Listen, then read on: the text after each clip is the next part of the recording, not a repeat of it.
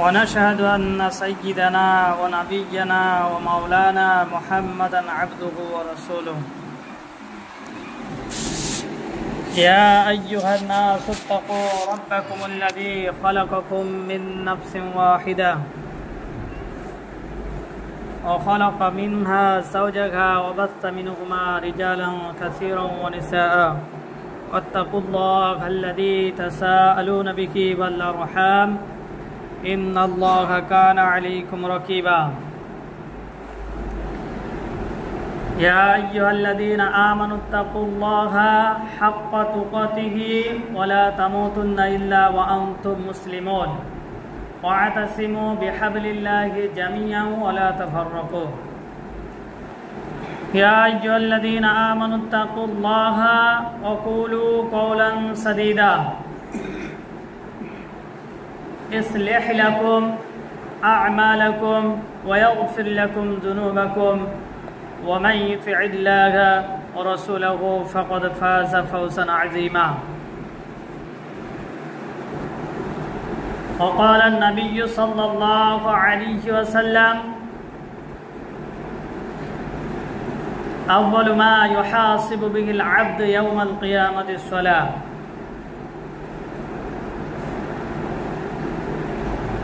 فإن خير الحديث كتاب الله وخير الهدي يهدي محمد صلى الله عليه وسلم وشر الأمور محدثاتها وكل محدثة بدعة وكل بدعة ضلالة وكل ضلالة في النار فأعوذ بالله من الشيطان الرجيم يا بني لا تشرك بالله إن الشرك لظلم عظيم أو كما قال عليه الصلاة والسلام সমস্ত প্রশংসা সমস্ত গুণাবলী এবং সমস্ত গুণকীর্তন সেই রব্বুল আলামিনের জন্য যিনি আমাদেরকে বড় ভালোবেসে তানার হুকুম পুরো করার জন্যে তানার ডাকের সাথে সাথে তানার ঘরে আসার মতো তৌফিক তিনি এনায়েত করেছেন।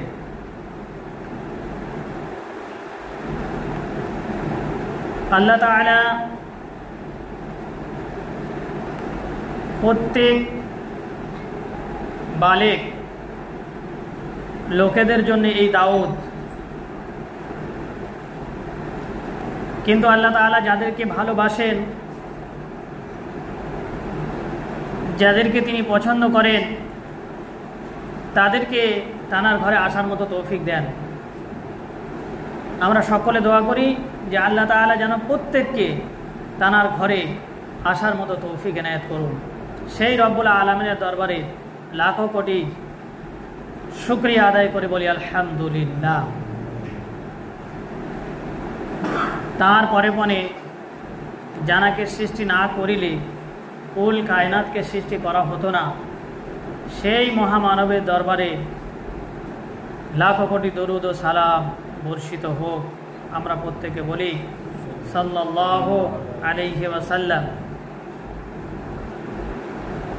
আজ রবিউল সানির 28 তারিখ, অর্থাৎ শেষ জুম্মা। আজকের জুম্মার আলোচ্য বিষয় হবে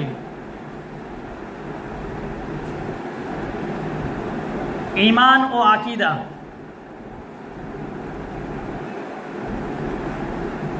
তাই আল্লাহ তাআলার কাছে তৌফিক চেয়ে নিই, ওমা তাওফীকি ইল্লা বিল্লাহ আলাইহি তাওয়াক্কালতু ওয়া ইলাইহি উনীব। সর্বপ্রথম আমাদেরকে এটা মাথায় রাখতে হবে যে আমরা আল্লাহ তাআলার ইবাদত বান্দেগি করি। এই ইবাদত বান্দেগি করতে গিয়ে যদি কোনো রকম কোনো ত্রুটি হয় তাহলে আল্লাহ তাআলা মাফ করবেন বা করে দিতে পারেন। তিনি তানার রহম করে বান্দার উপরে রহম করে মাফ করে দিতে পারেন।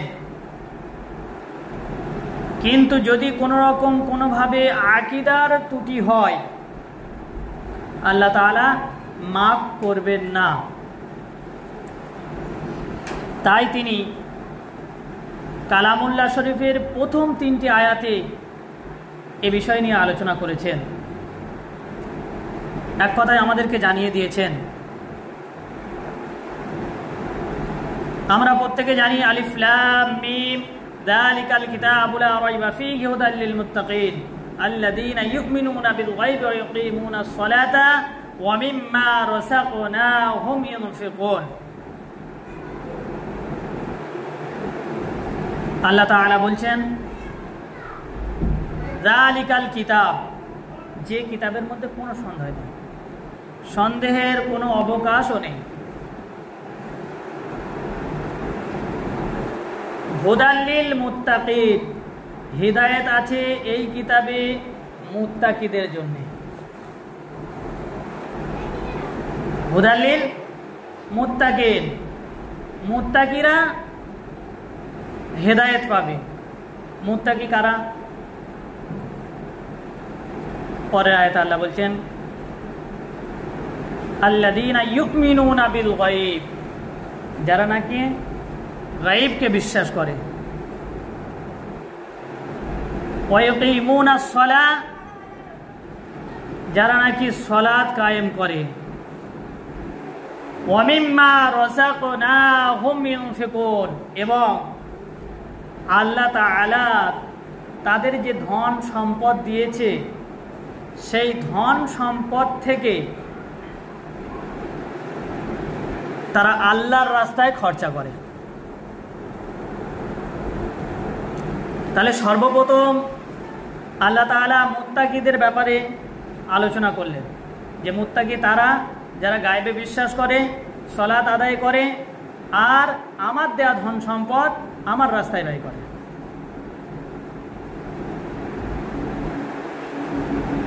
তাহলে আমাদেরকে বুঝতে হবে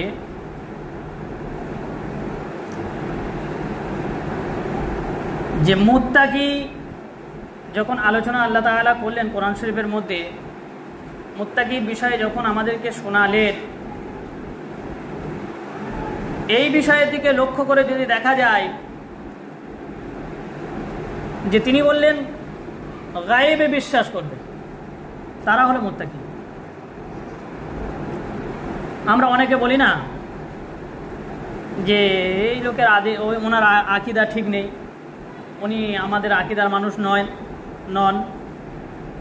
তো আকীদা সম্পর্কে আমি যারা আকীদা করে তাদেরকে জিজ্ঞাসা করলাম যে আকীদা বলতে কি বোঝো? কেউ একটা উত্তর আমাকে দিতে পারে না সঠিকভাবে। তাই এই বিষয় নিয়ে আজকে আলোচনা করব বলেছি। আল্লাহ তৌফিক চাই দিন আল্লাহ তাআলা। আকীদা বলতে গেলে এতটুকু বুঝে নিতে হবে যে আকীদা হচ্ছে দিলের দৃঢ় বিশ্বাসের নাম হলো আকীদা। দিলের দৃঢ় বিশ্বাসের নাম আকীদা। যেমন আল্লাহ তাআলা কিতাবে বলেছে, আল্লাযীনা আলিফ লাম মিম যালিকাল কিতাব লা রাইবা ফীহি হুদাল লিল মুত্তাকিন আল্লাযীনা ইউমিনুনা বিল গায়ব, যারা গায়বকে বিশ্বাস করে, যারা দিলে অন্তরে দৃঢ় বিশ্বাস রাখে। আর এই দৃঢ় বিশ্বাসের নাম হলো ঈমান। আর ঈমানের মৌলিক 7টি বিষয় আছে। ঈমানের মৌলিক 7টি বিষয় আছে। এই 7টি বিষয়ের উপরে দৃঢ় বিশ্বাসের নাম হলো ঈমান ও আকীদা। তাই ঈমান আকীদা যদি আমাদের ঠিক না হয়, আল্লাহ তাআলা কখনো মাফ করবেন না। কিন্তু ইবাদত বান্দেগীর ব্যাপারে যদি কোনো রকম কোনো ত্রুটি হয়, আল্লাহ তাআলা মাফ করে দেবেন। তো ঈমানের মৌলিক যে 7টি বিষয় আছে, সেই 7টি বিষয়ের নাম হলো ঈমানে মুফাসসাল।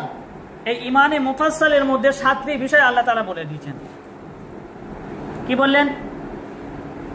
যে আমানতু বিল্লাহ ওয়া মালাইকাতিহি ওয়া রুসুলিহি ওয়াল ইয়াউমিল আখিরি ওয়াল কদরি খাইরিহি ওয়া শাররিহি মিনাল্লাহি তাআলা ওয়াল বা'সি বা'দাল মাউত।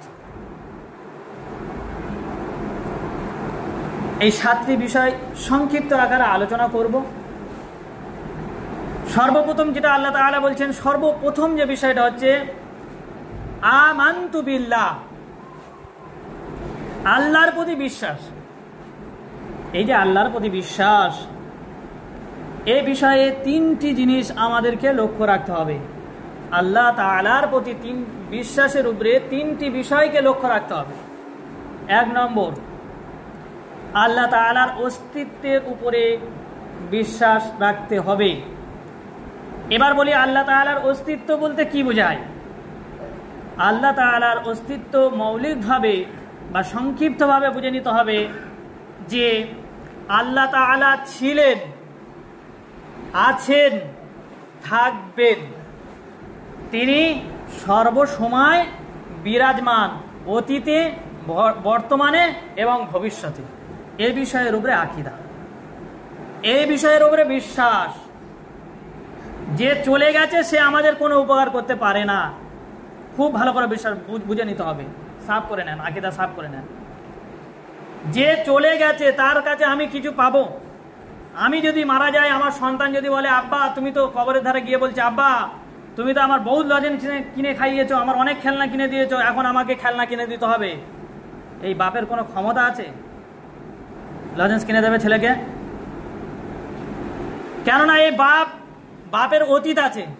অতীত মানে শেষ। যে জিনিসটা অতীত হয়ে গেছে সেই জিনিসটা ফিরে কখনো আপনি পাবেন?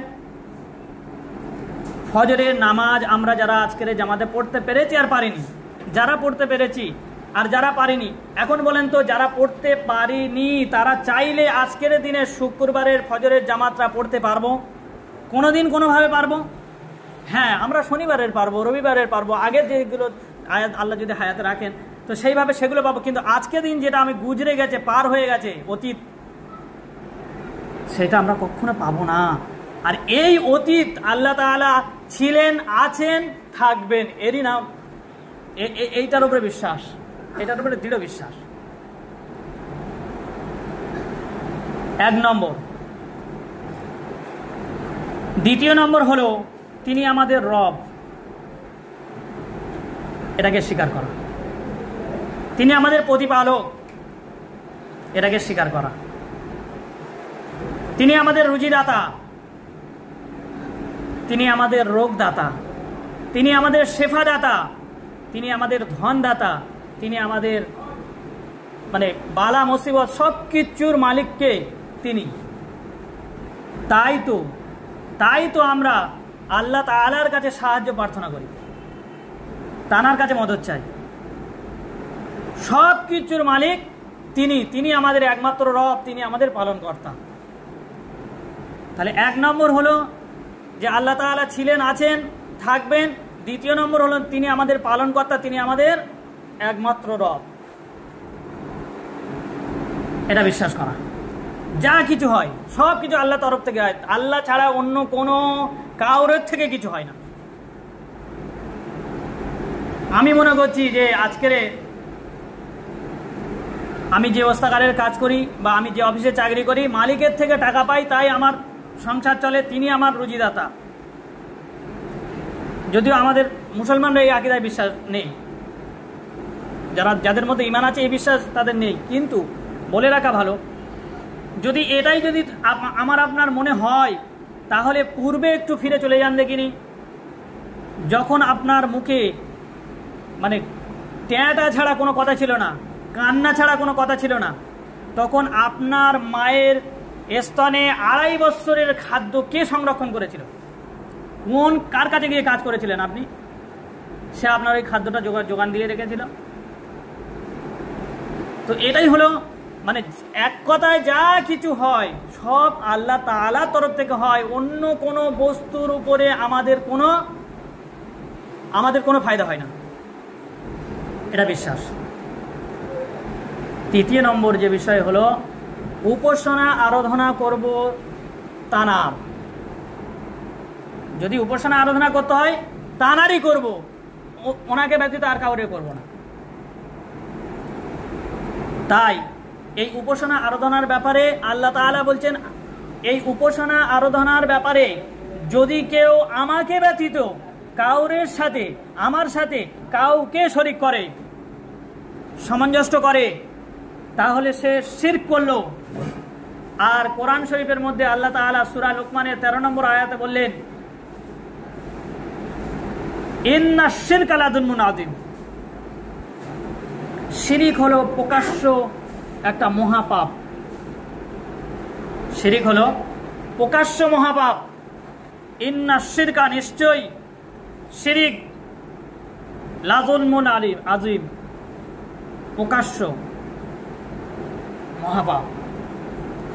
এ ব্যাপারে আল্লাহ তাআলার ইবাদতের ব্যাপারে আল্লাহ তাআলার সাথে কাউরে শরীক করা যাবে না। 2 নম্বর আয়াতে আল্লাহ তাআলা সূরা নিসার 48 নম্বর আয়াতে আল্লাহ তাআলা বলছেন, ইন্নাল্লাহা লা ইয়াগফিরু আন ইউশরাকা বিহি ওয়া ইয়াগফিরু মা দুনা যালিকা লিমান ইয়াশা। ইন্নাল্লাহা লা ইয়াগফিরু আন ইউশরাকা বিহি, নিশ্চয় আল্লাহ তাআলা শিরিকের গুনাহ মাফ করেন না। লা ইয়াগফিরু আন ইউশরিক, না তিনি মাফ করেন শিরিকের গুনাহ।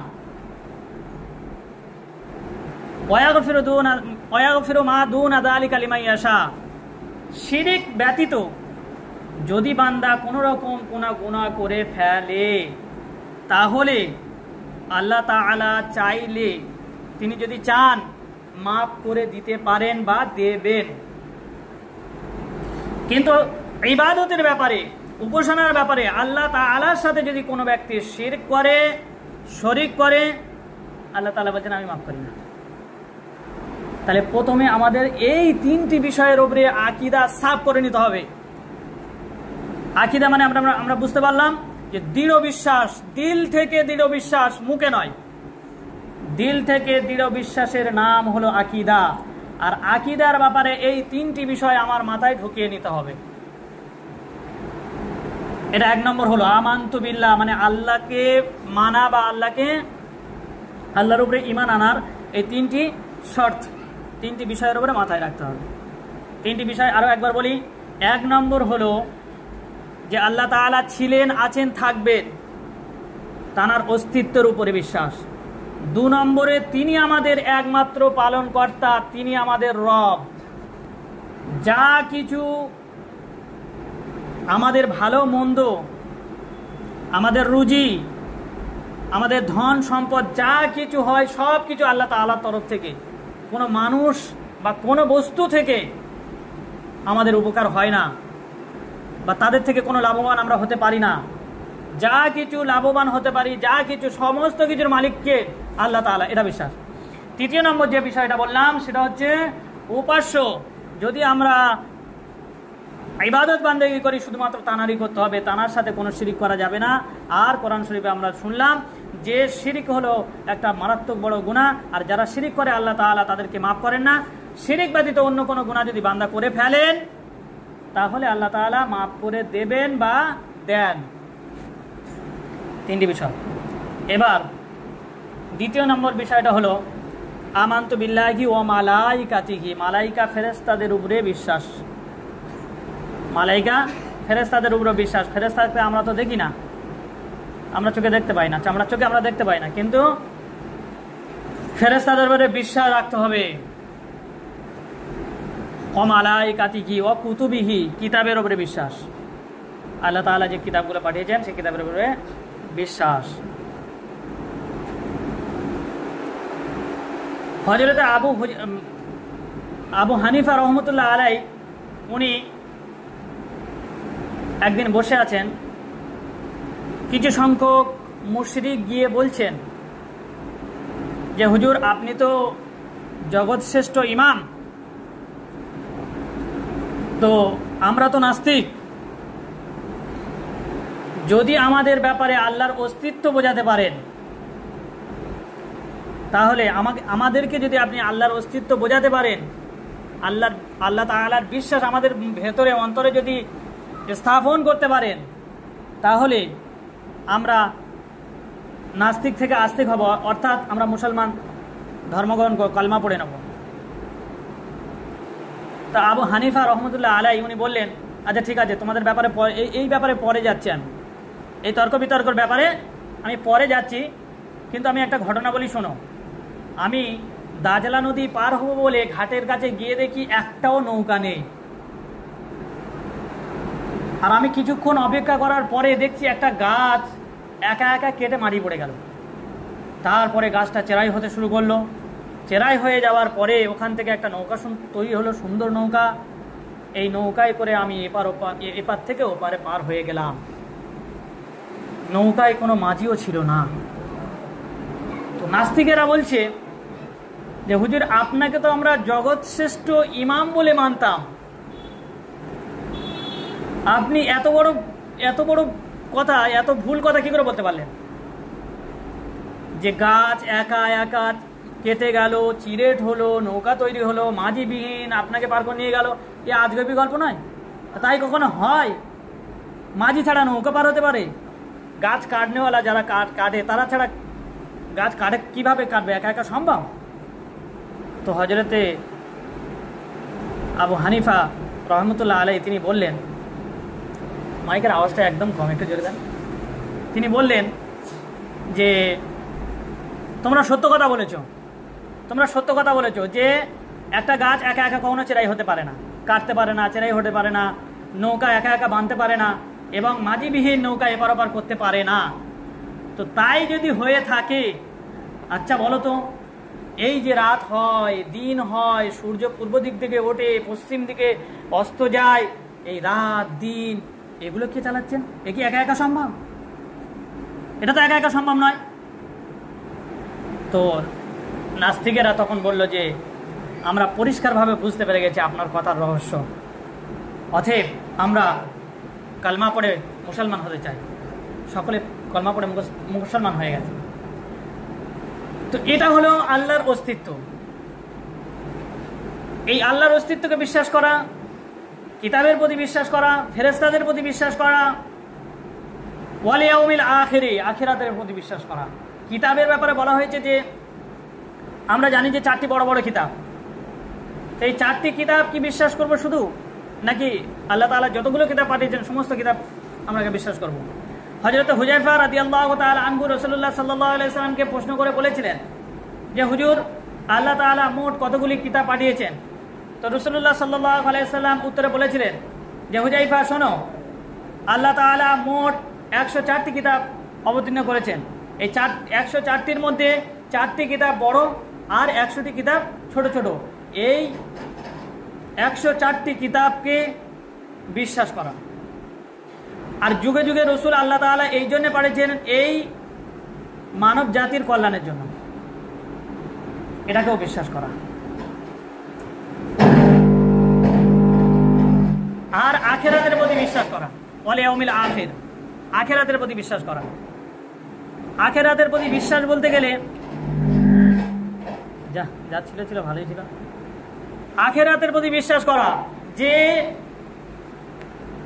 আমাদের একদিন এমন একটা ময়দানে গিয়ে দাঁড়াতে হবে, যে ময়দানে হিসাবের ময়দানে দাঁড়াতে হবে, কিয়ামতের ময়দানে দাঁড়াতে হবে। সেখানে সমস্ত জাতির কওমেরা ইয়ানফসি করবে, অর্থাৎ আমাদেরকে পুনরায় উঠতে হবে, আল্লাহ তাআলার দরবারে দাঁড়াতে হবে, সেখানে জবাবদিহি করতে হবে। এটার উপরে বিশ্বাস।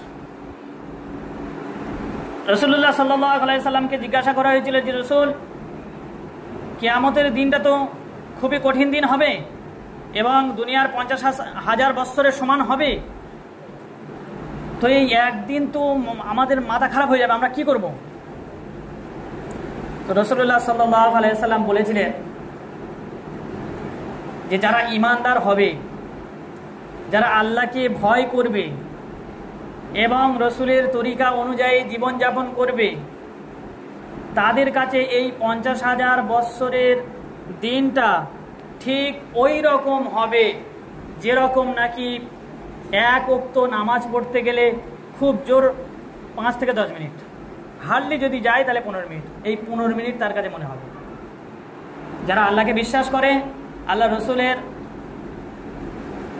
মানে বিধান অনুযায়ী জীবনযাপন করে এবং আল্লাহর সমস্ত হুকুম আহকামগুলো মানে, তাদের জন্যে এক ওয়াক্ত নামাজের সমান। আর যারা নাকি আল্লাহ তাআলাকে বিশ্বাস করেনি, আল্লাহ রসুলকে বিশ্বাস করেনি, আখিরাতের প্রতি বিশ্বাস রাখেনি, কিতাবের প্রতি বিশ্বাস রাখেনি, তাদের ব্যাপারে বলা হয়েছে যে এই যে 50,000 বছর, আর তারা খালি ইয়ানফসি আমার কি হবে, আমার কি হবে, আর খালি বলবে যে আল্লাহ আমার হিসাবটা আগে নিয়ে নেন। সূর্য আসবে, মাথার এক বেগত উবরে থাকবে সূর্য, মানুষ ঘামের সমুদ্রে সাঁতার দিতে থাকবে। যারা ইমানদার, কবরে যারা শান্তির ঘুম দিচ্ছিল, যখন দ্বিতীয়বারে সিংহায় ফুঁক দেওয়া হবে, তারা উঠবে, বলবে এক্ষুনি আমাদের কে ঘুম ভাঙালো, এক্ষুনি এই তো মাত্র শুলাম, আমাদের ঘুম এখনই কে ভাঙিয়ে দিল। আর ওরাই বলবে যে আল্লাহ তাআলা তাড়াতাড়ি হিসেবটা নেন, নাহলে আমার অবস্থা খুব খারাপ হয়ে যাচ্ছে। কবরে কি হচ্ছে?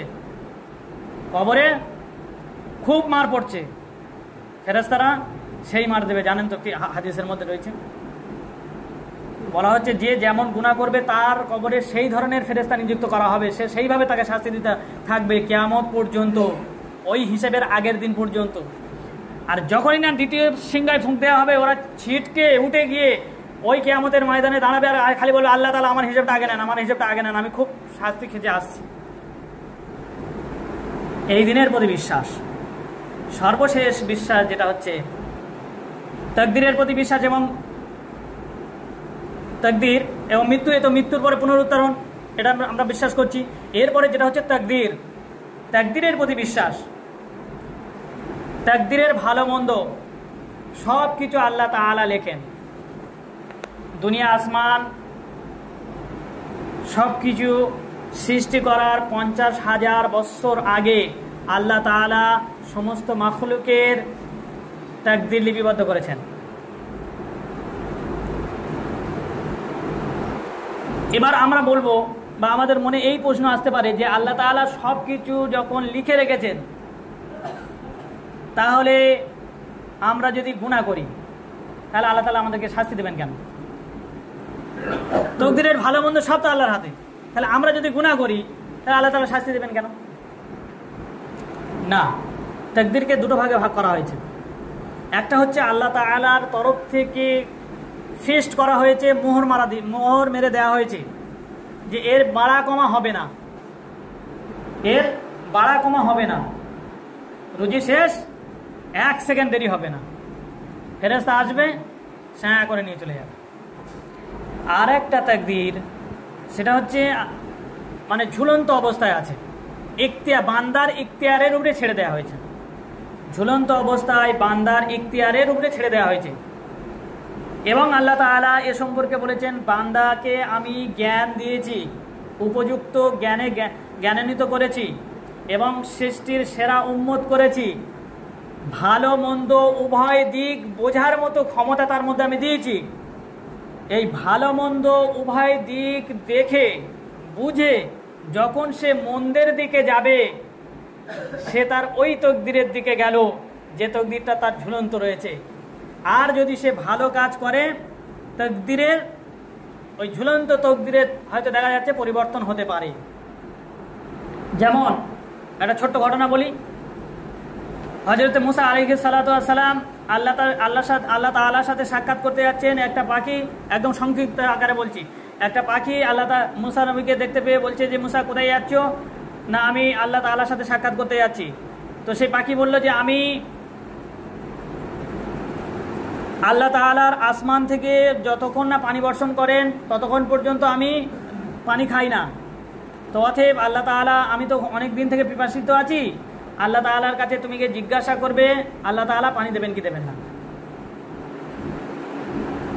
তো মুসা আলাইহিস সালাতু ওয়াস সালাম আল্লাহর সাথে কথাবার্তা হয়ে যাওয়ার পরে মুসা আলাইহিস সালাম চলে আসছেন। আল্লাহ তাআলা বলছে, রাস্তায় তোমার সাথে কারো দেখা হয় না? বলছে হ্যাঁ, দেখা হয়েছিল আল্লাহ, আমার একদম ভুল হয়ে গেছে, আমার মনে নেই, পানির ব্যাপারে বলেছে। তো বলছে ঠিক আছে, যাও ওই পাখিকে বলে দিও পানি হবে না। এইবার মুসা আলাইহিস সালাতু ওয়াস সালাম যখন ফিরছেন, ফেরার আগেই পাখির সাথে সাক্ষাতের আগে আল্লাহ তাআলা ঝমঝম করে পানি দিয়ে দিয়েছেন। তো মুসা আলাইহিস সালাতু ওয়াস সালাম বলছেন আল্লাহ তাআলা বললেন পানি হবে না, ফের এখন কি পানি হয়ে গেল হঠাৎ করে, কি ব্যাপার? তো আল্লাহ তাআলাকে আবার মুসা আলাইহিস সালাতু ওয়াস সালাম জিজ্ঞাসা করলেন যে আল্লাহ কি ব্যাপার, আমি আপনাকে জিজ্ঞাসা করলাম, আপনি বললেন যে পানি হবে না, ফের হঠাৎ করে পানি কি ব্যাপার, কি হয়ে গেল? তো তখন আল্লাহ তাআলা বললেন, যে ব্যক্তি তোমাকে পানির জন্য ফরিয়াদ করেছে, আমার কাছে জানতে চেয়েছে, সেই ব্যক্তি এত কাতরের সাথে, এত মিনতির সাথে আমার কাছে চেয়েছে, আমি পানি না দিয়ে থাকতে পারিনি। এটা নাম হলো ঝুলন্ত তাকদীর। তাকদীরের কিছু অংশ মানুষের ইখতিয়ারের উপরে ছাড়া আছে। সে ভালো কাজ করবে তার তাকদীর পরিবর্তন হবে, আর খারাপ কাজ যখনই করবে সে তখন গুনাহ করে ফেলবে তখন তার গুনাহ খাতায় লিপিবদ্ধ হবে, আর যখনই গুনাহ হবে তার জন্য আল্লাহ তাআলা জাহান্নামে দেবে, তাকে আল্লাহ তাআলা জাহান্নামে দেবে। এই তাকদীরটা, এই বিষয়টার উপরে মানুষের ইখতিয়ারের উপরে ছাড়া হয়েছে। সময়ও সংক্ষিপ্ত, আর কথা বলবো না। তো এই 6টি 7টি বিষয় আমরা বুঝে নিলাম। এই 7টি বিষয়ের উপরে দৃঢ় ঈমান রাখার নাম হলো আকীদা। আল্লাহ তাআলা আমাদেরকে সহি শুদ্ধভাবে বুঝে এবং বিশুদ্ধ ঈমান নিয়ে আল্লাহ তাআলার দরবারে ফিরে যাওয়ার তৌফিক আল্লাহ তাআলা দান করুন। আমরা সকলে বলি আল্লাহুম্মা আমিন। ওয়া আখির দাওয়ানা আলহামদুলিল্লাহি রাব্বিল আলামিন। প্রত্যেকে সুন্নাত পড়েন।